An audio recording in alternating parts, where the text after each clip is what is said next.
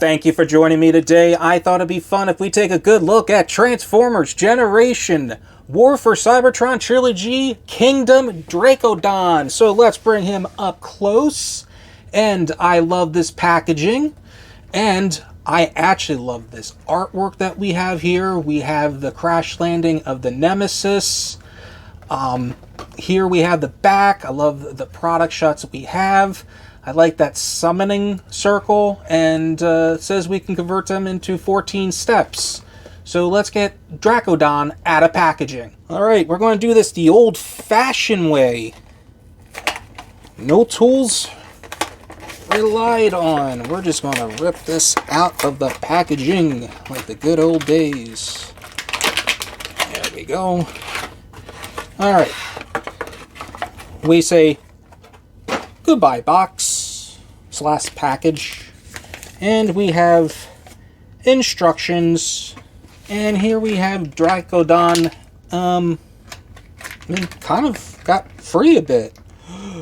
Did he know how to get out? And here we have Dracodon out of packaging, and let's just bring him up closely because this guy to me is kind of really cool. I love the green that they actually have.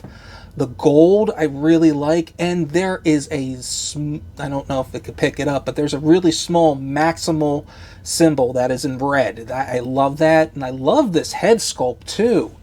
Kind of getting a little gold in there. I love like the blue visor mask type thing, and there's more gold on top there. We do have it on the bottom of his claws. So that is really nice, and I love the little attention to details because there's some parts that are kind of like a whitish gold that they're trying to do an accent of, even though there's different types of greens that they're trying to get here, but I like this. This is nice.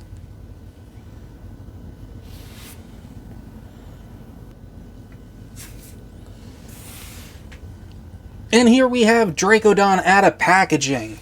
And let's just bring him up for a closer look. And I actually love the green that they actually chose for him. And I don't know if you can see, but there is a red maximal symbol right on his chest.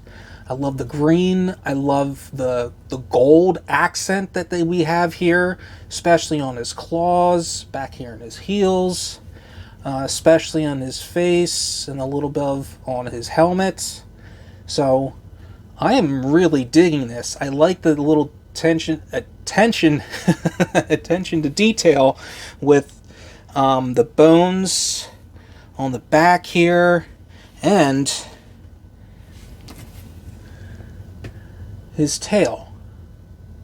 And there's a little it looks like it's sprayed like a white kind of gold on there. I kind of like that. That's really nice. And this guy is just this guy's really cool. It's like it's the Hulk in a smaller figure, so I love it for that reason. Articulation, the head can rotate side to side a little bit, and it's just as sad because these are actually in the way, the hinge. The arms can kind of rotate all the way back. It's just that these dino arms are just sticking out. If there were just a ball joint just to flip them back, that would be awesome. And we do have, I want to say, an elbow swivel, and it can bend.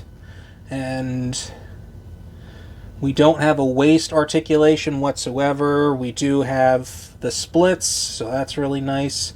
It can bend at the knee, which is really nice. And it can come back that far. That is awesome. It can bring its leg that high, so that's even better. There's even ankle articulation on this. That is awesome.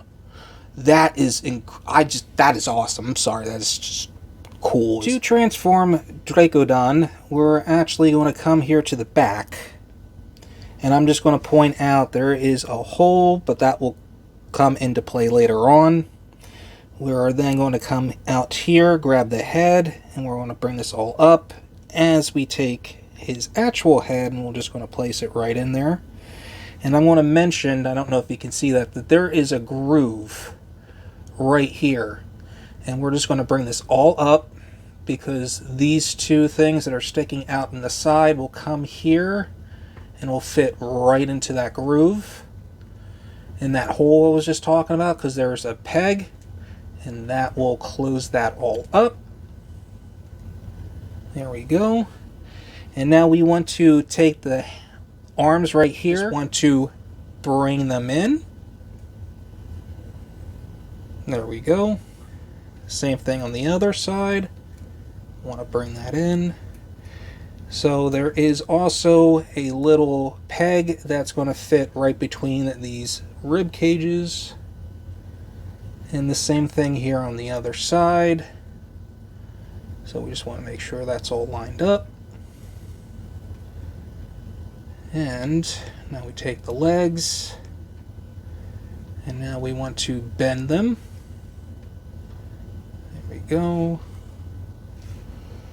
And let's get the head right about there. And let's bring in his tail, which I need to show off later that he can wield it as a weapon. But there we have Dracodon in his Dino Fossilizer form. So I am really loving this. This is really cool. Oh my god, that is awesome. I love the details that they have for this. All the ribs, the kind of the bone structure going here. Yeah, you can see a little bit of the hands, but I can roll out. I do kind of like it how there's a hole that kind of fits it. Looks like there's kind of like a dinosaur bone. But that head sculpt for this, that is awesome. And the jaw can actually open up. And you can have the head at certain points. So this is, you can pose him in kind of certain different ways to transform Dracodon back into his robot fossilizer mode. His robot fossilizer mode. Yeah, that sounds right.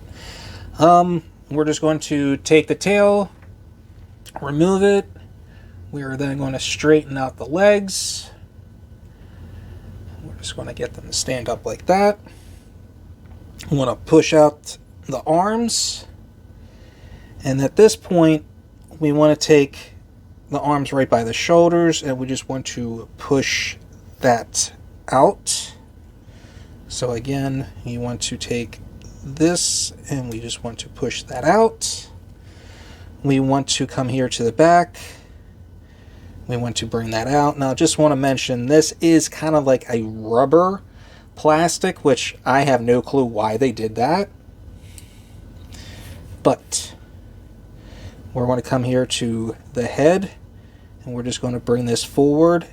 Now, what we're going to see, there is a hole, and there is a peg right here. So we're just going to bring this all the way down.